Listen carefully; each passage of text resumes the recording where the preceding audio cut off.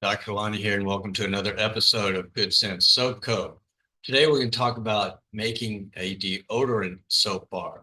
So, I've made soaps, as you see with my other videos, using glycerin-based soaps and goat milk and olive oil, and each of them have their benefits for skin and hair and so forth. What I haven't done so far is developed a deodorant soap to uh, handle body odor, uh, body sweat, and so forth. So I thought, well, it'd be nice to have a deodorant soap. So I did a little research and came up with this beauty in my Bath and Body soap line. And this is it's not colored, just a plain white glycerin-based soap. But it does come in goat milks or olive oil if preferred. And this one is very lightly scented with eucalyptus and spearmint. Mm. Oh, that has a wonderful scent. And it also has properties of a deodorant soap. So the video you're about to see walks through my journey in making this bar, and I hope you enjoy it. As always, like, follow, and subscribe. Take care. So to make our deodorant soap bar, I'm going to experiment a little, and we're going to add some baking soda and cornstarch. Now, I've also read that you could add arrowroot powder and um,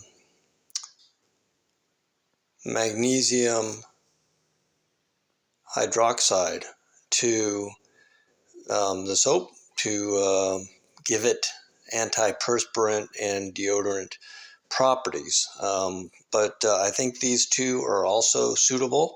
The question is how much. So we're going to go ahead and use this soap mold that I created for the Bath and Body line of soaps and give it a little deodorant properties, and we'll see how it turns out. Stay tuned.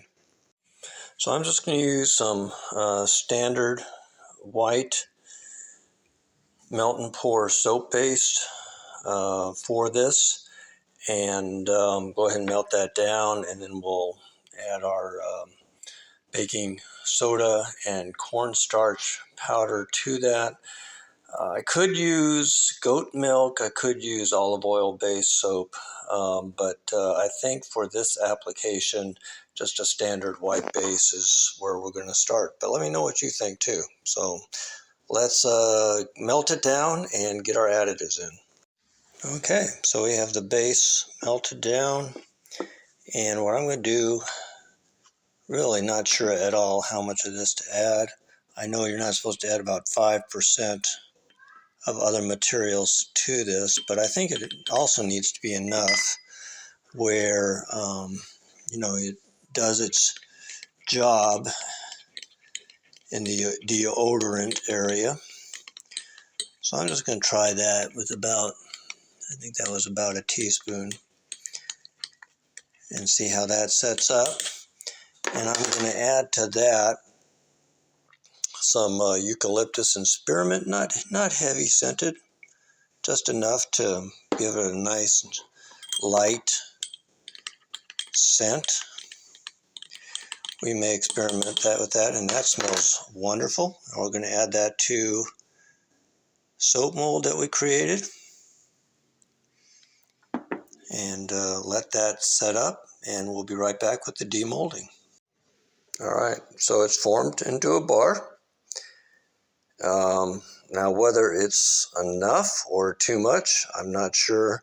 It doesn't look like it's too much, but I'm thinking I might be able to put in a little bit more. So I think I'm going to cut this up, maybe try a piece, see how it lathers and holds up, and I may come back and remelt it and put some more in. Hang tight. All right, so it lathers up nice. Feels really smooth. I think it's good. The only thing is when I took it apart, it kind of broke into pieces, like it was too powdery, too dry. So I think what I'm going to do is remelt it and add a little jojoba oil, and see if that helps with the bonding of the soap together such that it doesn't break apart. Hang tight. All right, and here is the end product, a deodorant melt and pour soap.